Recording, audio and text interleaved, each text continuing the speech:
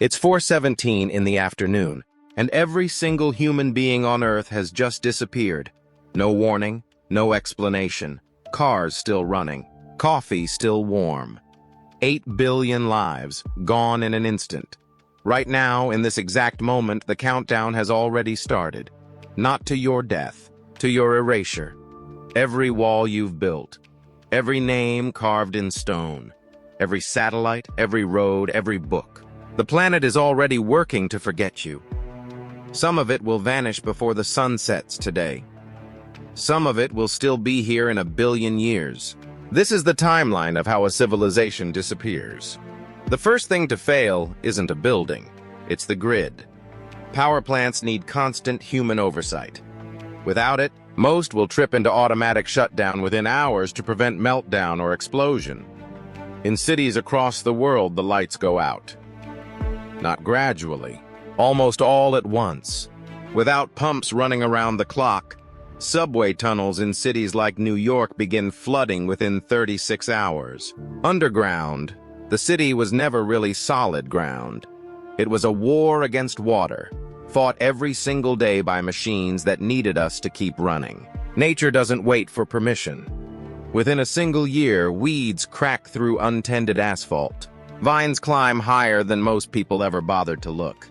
In Chernobyl's exclusion zone, we don't have to imagine this. We can watch it happen in real time. Forests have swallowed roads. Wolves outnumber people. It became the accidental preview of everything about to happen everywhere else. Wooden houses begin failing structurally. Roofs leak. Rot sets in. And without maintenance, entire neighborhoods start to collapse inward. Streets built for cars become streets built for nothing. Cracks widen every winter as ice does what humans used to prevent. Bridges, no longer inspected or repaired, begin to fail. Rust works faster than most people realize, especially near coastlines. Every steel structure on Earth is losing a quiet, constant war against oxygen. For 20 years, we were the ones holding the line.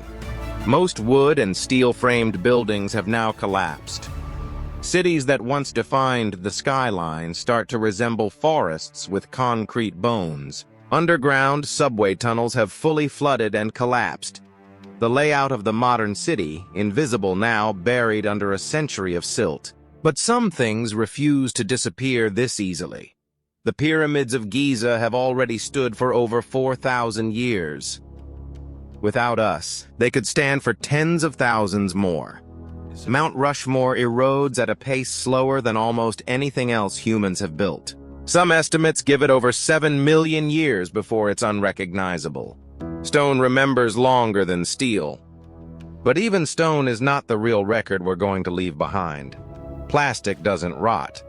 It breaks into smaller and smaller pieces called microplastics that are already embedded in soil, ice cores, and ocean sediment across the entire planet. Some estimates suggest plastic could persist in the geological record for hundreds of thousands of years, long after every pyramid has turned to sand. Geologists already have a name for this layer, buried in the rock record of the future. They call it the technofossil.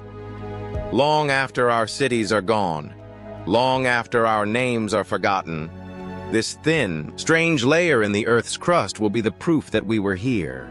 So if the question is how long until every trace of us is gone, the honest answer is unsettling. Some of it never will be.